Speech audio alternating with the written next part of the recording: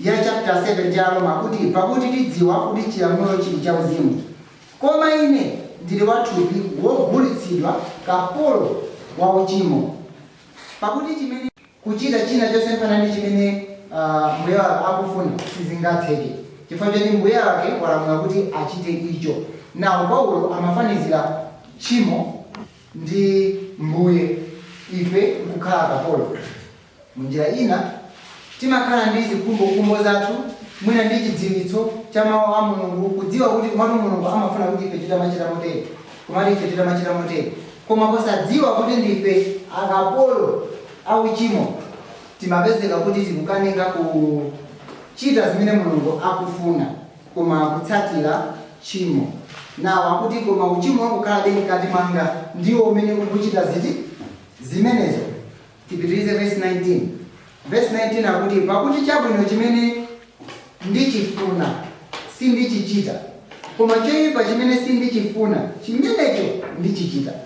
Koma ngati ndichita chimene sindichifuna, sindinenso amene ndichichita, koma uchimo wakukhalabe mkati mwanga. Paulo anali ndi chidziwitso, amadziwa kuti Mulungu chifuniro chake pa iye kuti choti azichita motere, asamaphe, azikhulupirira mwa Mulungu ndi zina zonse.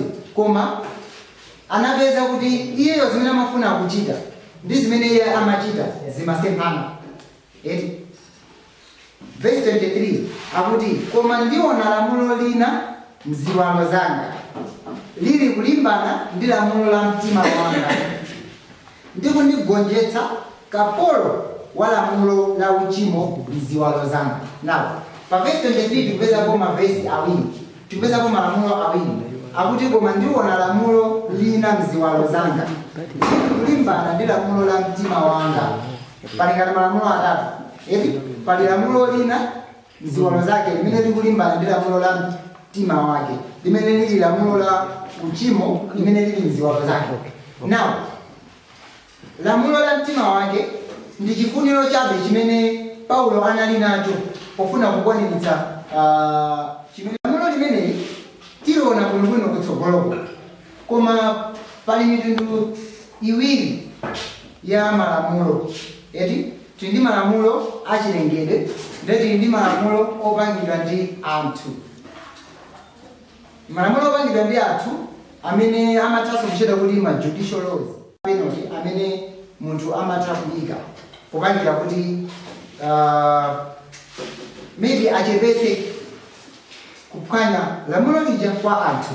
Nawo tili ndi lamulo lina, lamulo la chilengedwe. Ili ndi lamulo limene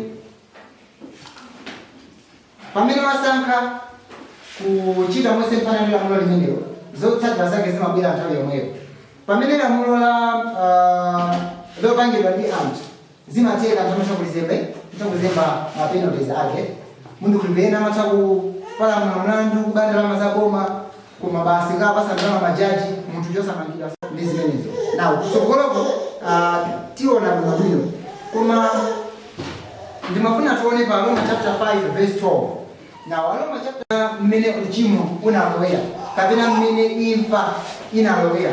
Akuti verse 12, chifukwa chake monga uchimo unalowa mdziko lapansi mwa munthu mmodzi, munthu amene nkukhala naye Adam.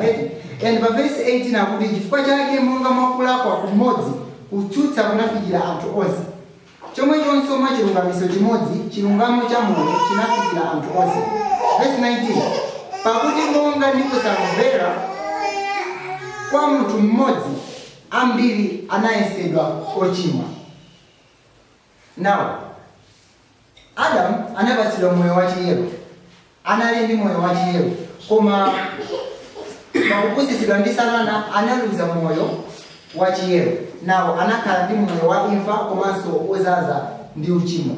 Ife pokhala ana obadwa mu mbewu ya Adamu tinatengeranso moyo omwewu umene unawonongeka mwa Adamu. N'chifukwa chake Yesu m'buku la Yohane chapter 3 verse 6 akuyankhulana ndi Nikodemo, anazanena kuti chobadwa mthupi chikhala thupi, ndipo chobadwa mwa mzimu chikhala mzimu. Munjira ina thupi silingabale mzimu, ndipo mzimu sungabale thupi ayi. Angakhale Davide anafotokozanso momveka bwino pa chapter 51 cha mbuku la Masalimo verse 5 akuti onani ndinabadwa mphulupulu ndipo mayi wanga anandilandira mzoyipa. Mundilole ndifotokozereko mavesi na musi wa mchingerezi. Mu New Living Translation anafotokoza kuti for I was born a sinner from the moment my mother conceived me. Amplified version anafotokoza kuti I was brought forth in a state of wickedness. In sin my mother conceived me, and from my beginning I too was sinful. Now abatikuona kuti Davide akufotokoza mmene iye ali akuti onani ndinabadwa mphulupulu. Munjira ina ndinabadwa ndi uchimo, ndinabadwa ochimwa, ndinabadwa ndi state ya uchimo. Tibwerere kwa Paulo. Kwa Efeso chapter 2 verse 3, Paulo anati amene ife tonsenso tinagonera pakati pawo kale mzilakolako za thupi lathu ndi kuchita zifuniro za thupi ndi za maganizo, ndipo tinali ana amkwiyo chibadwire. Yeti? I think insana fotokoze ndikuwerenga kumusi mu Chingereza anafotokoza kuti we were by nature children under the sentence of God's wrath, just like the rest of mankind. Now, tikuona akuti ndipo tinali ana amkwiyo chibadwire. Munjira ina tinabadwa olekana ndi Mulungu, tinabadwa mu mbali yosemphana ndi mbali imene Mulungu ali. Na utangoona kuti Paulo, Davide, angakhale Yesu akutionesera kuti atufe machitachita athu onse osakhala bwino akuchokera ku kabadwire kathu mmene kanachitikira kuchokera kwa kholo lathu Adamu. Now tikamaona anthu akuchita zinthu zosakhala bwino mwachisanzo mana afotokozera pa Agalatia chapter 5 akuti ndipo ntchito za thupi zionekera ndizo dama, chodetsa, kukhumba zonyansa, kupembedza mafano, nyanga, madano, ndewu, kaduka, zopsa mtima, zotetana, magawano, mipatuko. Zonsezi zimangoonetsera kuti munthu uyuyu akadalibe mwa Adamu wakale, akadalibe mwa thupi, sali otembenuka mtima ayi. Now tapeza kuti vuto lathu ndi lamulo la uchimo ndi imfa limene lili m'mitima yathu, lamulo limene lili la chilengedwe. Koma ndimafuna kwa lamulo limene akuti munthu wosauka ine adzandilanditsa ndani m'thupi la imfa iyi. Ndiyamika Mulungu mwa Yesu Khristu Ambuye wathu. Ndipo chotero ine ndekha ndi mtimatu nditumikira chilamulo cha Mulungu, koma ndi thupi nditumikira lamulo la uchimo. Na m'maganizo mwake Paulo akufuna kutumikira, koma akuti chifukwa ali wathupi akupezeka kuti akutumikira lamulo la uchimo limene lili mwa iye. Koma angakhale kuvutika kumene kwa Paulo anali nako, si Paulo yekha amene anali kuvutika kotero. Ena mwa inu mukhozanso kukhala mgulu la ine amene tinakhalapo ndi kuvutika ngati kotero, kufuna kuchita chabwino koma nkupeza kuti I think ngati mwanga muli china chake chimene chikundipangisa kuti ndizichita zosemphana ndi zimene malingaliro anga akufuna.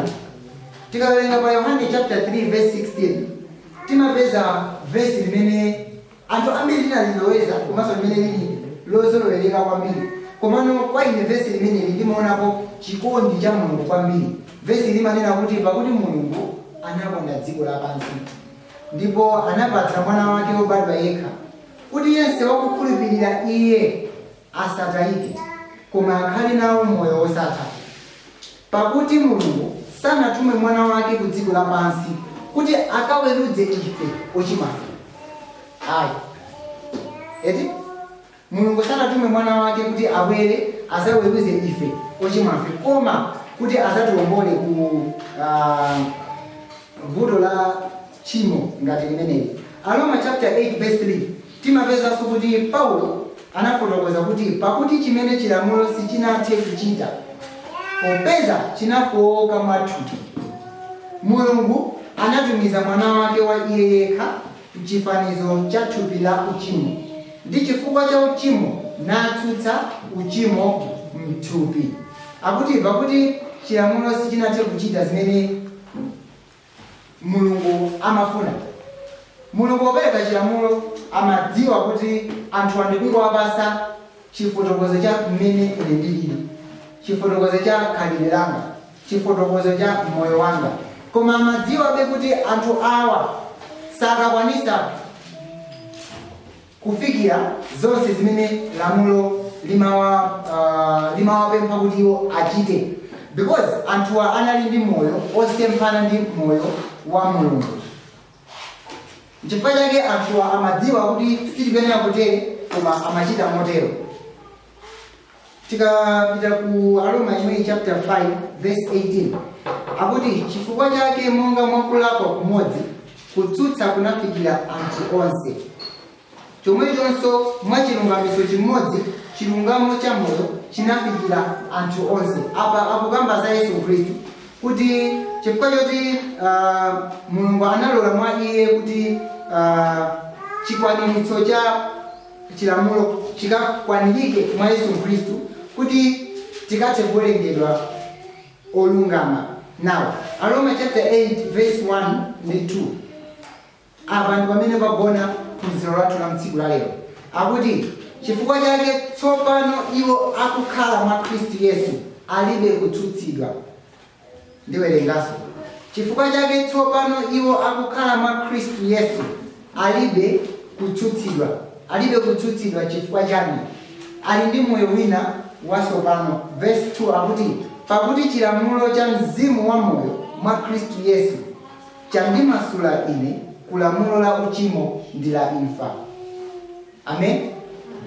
Kwa Roma chapter 6 kuja tinapeza Paulo akudandaula kupeza mkati mwake kuti mkati mwanga ndithu ndikukhulupirira kuti muli lamulo la uchimo ndi imfa. Koma kwa Roma chapter 8 tikupezano tikuonano chikondi cha Mulungu chimene anachionetsera.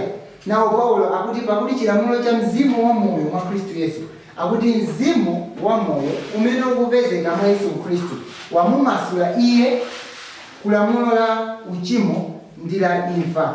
Munjira ina onse amene akukhala ndi moyo mwa Khristu Yesu, amene akukhala ndi chilamulo cha mzimu mwa Khristu Yesu, ndi okhawo amene abadwanso mwa mzimu kupyolera mwa Yesu Khristu. Mmene ananenera Yohane chapter 3 verse 6 Yesu poyamba ndi Nikodemo pamene anati chobadwa mthupi chikhala thupi ndipo chobadwa mwa mzimu chikhala mzimu. Chifukwa chake kuli temu yoti kubadwanso mwatsopano.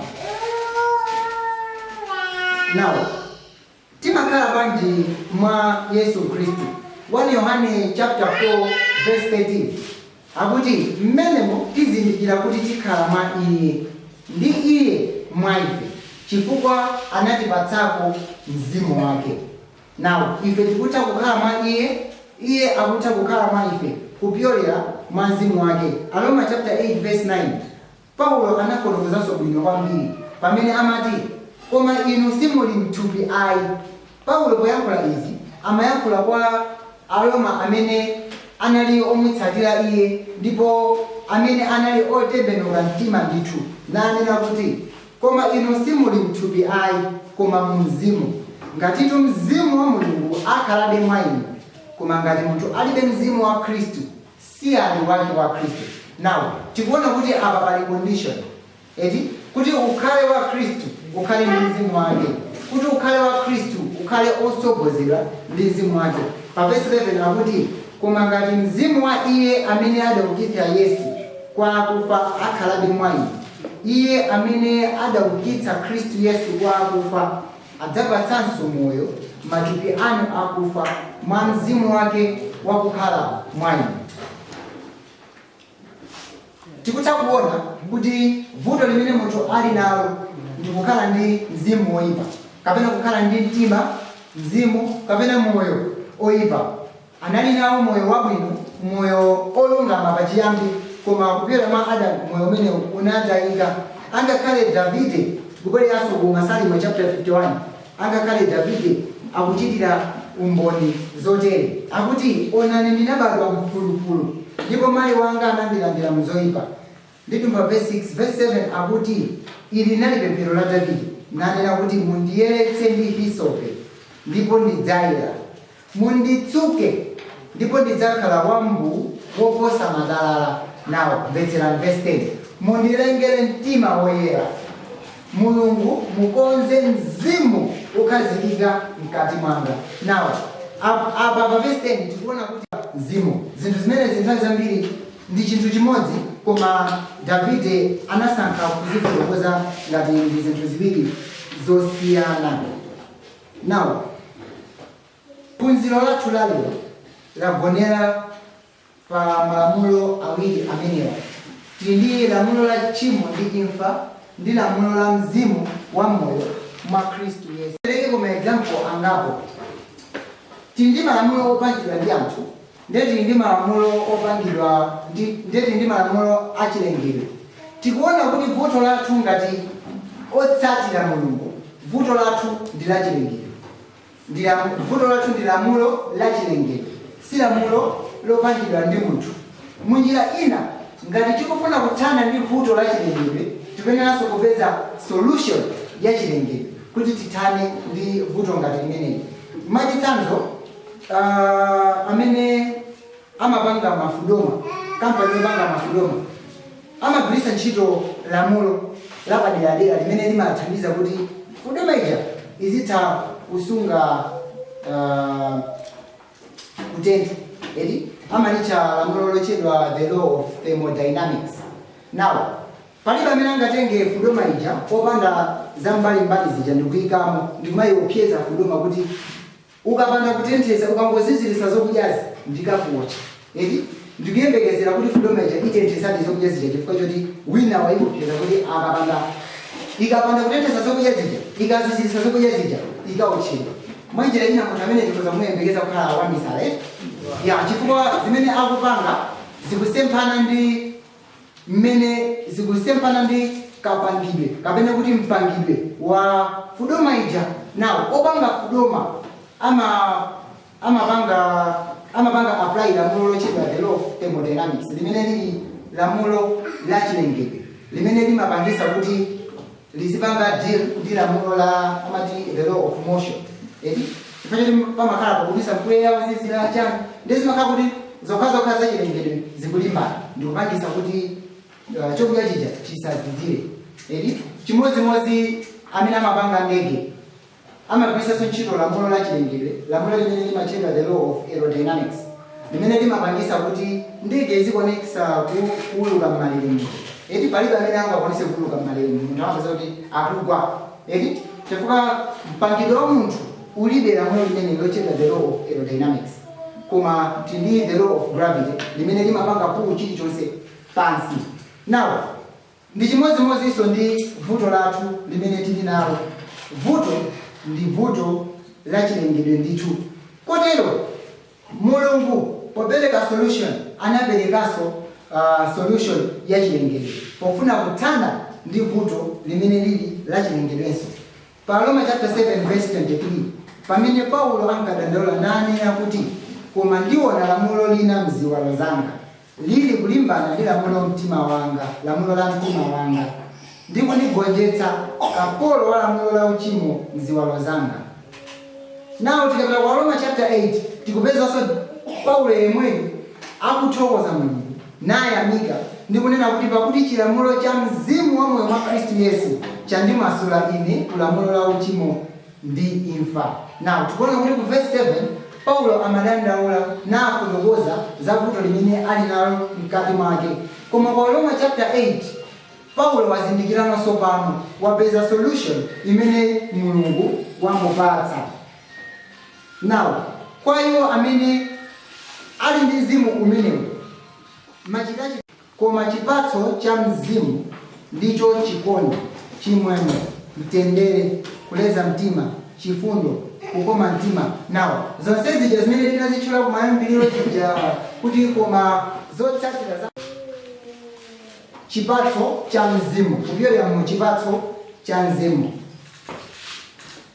Koma iwo a Khristu Yesu adapachika thupi ndizo khumba zake ndi zilakolako zake. Ngati tili ndi moyo ndi mzimunso tiyende nawo. Akuti tinali aimfa, tchimo linatiyika kumbali ya imfa, koma akuti pano tili ndi moyo kupyolera mwa mzimu. Ndi akuti moteronso mwa mzimu yemweyo tiyende.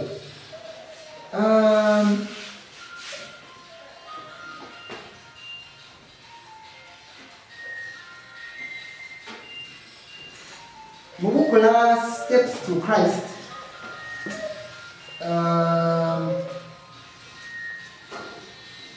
Ellen White anafotokozapo zokhuza tchimo. Now mmene ndinkawerenga bukuli, maquotation awo anandipasa chidwi kwambiri poona kuti anafotokoza momveka bwino kwambiri. Now akufotokoza kuti maphunziro, chikhalidwe ndi kuyesesa kuchita zoyenera, kupyolera mwa mphamvu yathu, zonsezo zili ndi malo ake. Koma naku nkhani ya chiyero ndi uchimo zilibe mphamvu. Ndibwereranso akuti maphunziro, chikhalidwe,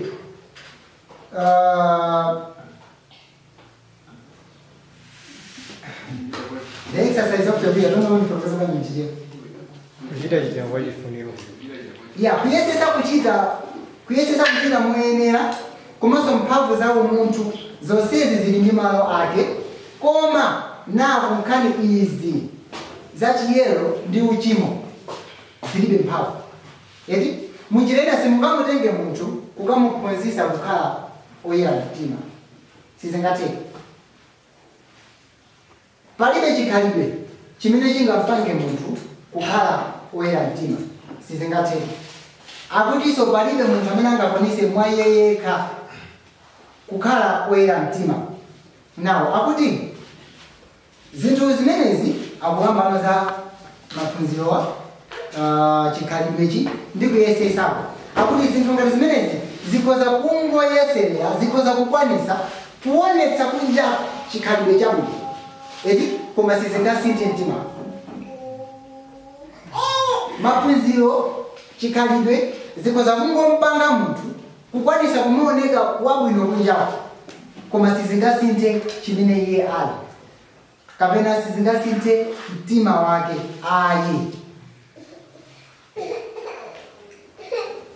Koma akuti zinthu ngati zimene zikhoza kungokwanisa kuoneketsa munthu ngati akuchita, zikhoza kungokwanisa kumuonesa munthu kuti akuchita zoyenera, koma sizingasinthe mtima wake, ndipo sizingayelese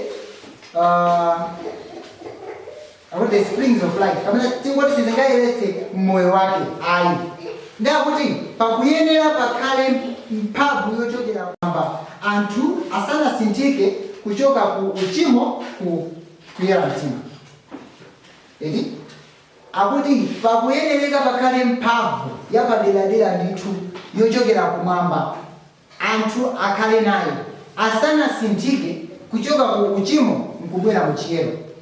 Now munjira ina chimene akutanthauza apa, munthu palibe amene angayesese kuti ineyo kuti ndisinthike ndikhale oyera mtima ndipene kuti ndichite izi kuchokera kumwamba, ndipo akupitiriza kuti mphamvu imene ndiye Yesu Khristu. Amen. Akuti chisomo chake chokha chimene chingaperekeso moyo kwa kugwa kwa matupi athu, ndi kuti bweresanso ife chifupifupi ndi Mulungu. Now anafotokozanso pa page 26 ya buku lomwe la Steps to Christ kunena kuti Yesu Khristu ndiye maziko, kapena ndiye kochokera chilichonse choyenera. Eti munjirena chilichonse chimene chimachitika choyenera chimakhala ndi maziko amene ali Yesu Khristu. munjira ina musangapange chinthu chabwino mwayeka koma chimachokera kwa Yesu basi. Akuti ndiye khayo amene angakhazikitse udani.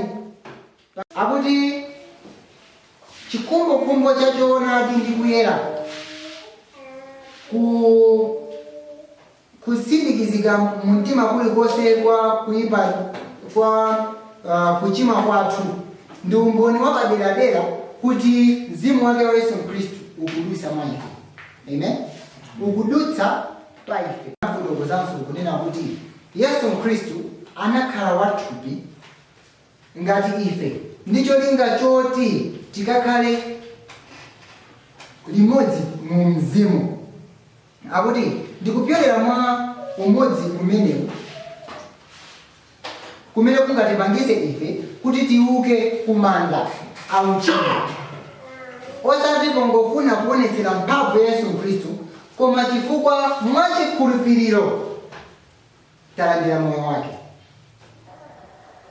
Akuti chimene chikufunikira sikungoonetsera mphamvu ya Yesu Khristu ayi, koma zikhale zochokera pansi pa mtima mwachikhulupiriro chifukwa talandira moyo wake. Nawo machitachita athuwa sakhalanso otero chifukwa choti tikungofuna kuonetsera Yesu Khristu koma chifukwa choti moyo wake wasandukano moyo wathu. Akuti iwo amene amaona Yesu Khristu mukhalidwe lake lenileni namulandira iye m'mitima yawo ali ndi moyo wosatha. Now muchengereza ninakuti those who see Christ in his true character and receive him into the heart have everlasting life. Aba mene mbanga highlighter kuti have everlasting life. Chifukwa zikugwirizana ndi phunziro limene taphunzira mamawa lokuza chipulumutso. Eti kodi chipulumutso chikubwera kumapeto kapena angakhale pakadali pano tikhoza kukhulupirira ndithu kuti chipulumutso tili nawo. Phunziro limene amaphunzitsira ndanzamva mamawa. Nawo apa tikupezanso chimodzimodzi akufotokoza kuti iwo amene alandira Yesu Khristu ndi kukhala naye m'mitima mwawo ali ndi moyo wosatha. Munjira ina sitikuyembekezera kuti moyo wosatha tizaulandire kutsogolo ayi, koma pano pakulandira Yesu Khristu tikhulupirire ndi kutsimikizika mtima kuti talandiradi ndithu moyo wosatha. Akuti ndikupyolera mwa mzimu mmene Yesu Khristu amakhala mwa ife. Munjira ina Yesu Khristu amakhala mwa ife kupyolera mwa mzimu, ndipo mzimu wa Mulungu ukalandirika m'mitima mwathu mwachikhulupiriro, ichi ndi chiyambi cha moyo wosatha. Amen. Akuti mzimu wa Mulungu ukalandirika m'mitima mwathu ichi ndi chiyambi cha moyo osatha. Now mubuku lomwe la Steps to Christ page 60 anazafotokoza kuti kuposera apa Yesu Khristu amasinthanso mtima, amakhala mtima mwanu mwachikhulupiriro.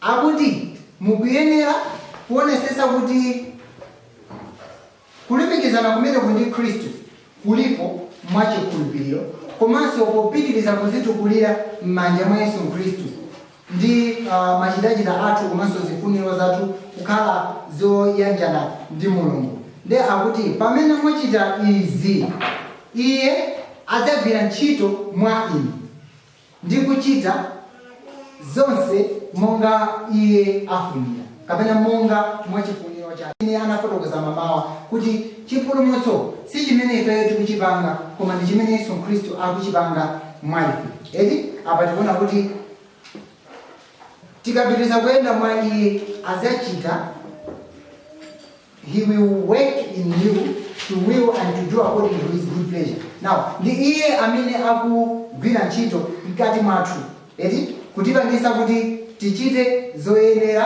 komanso zimene zili zoyanjana ndi chifuniro chake.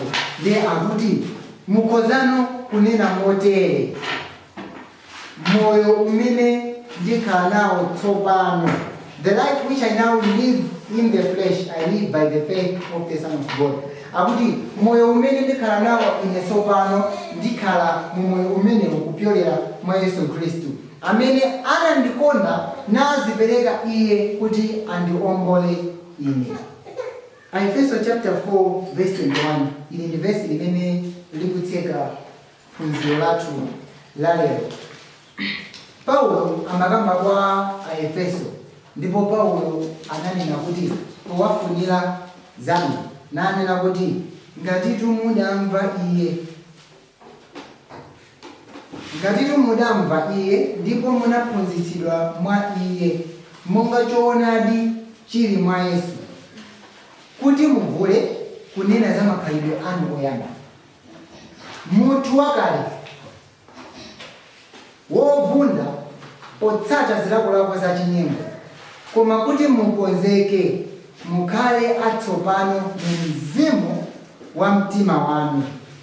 Nimuvale munthu watsopano amene analengedwa monga mwa Mulungu mchilungamo ndi mchiyero cha choonadi. Akuti verse ili Paulo amaligwiritsa verse ili likufotokoza zimene Paulo amawauza Aefeso.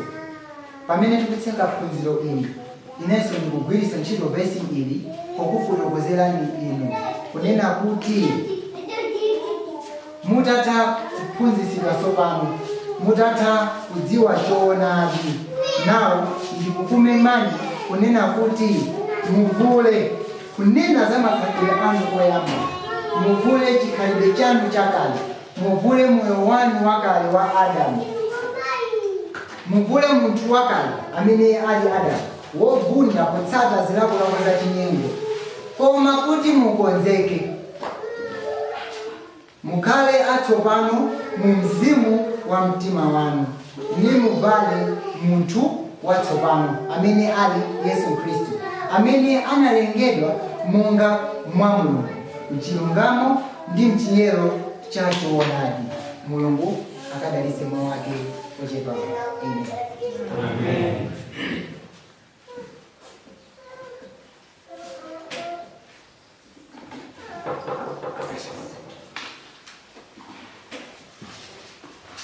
Right, so I think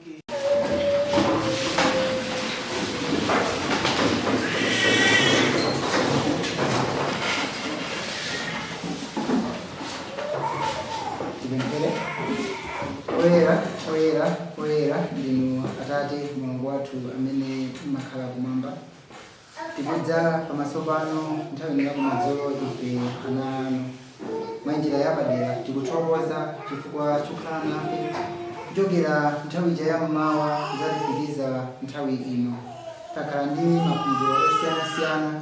Ambuye mwakhala nafe, mwapitiriza kutiphunzitsa za mawu anu.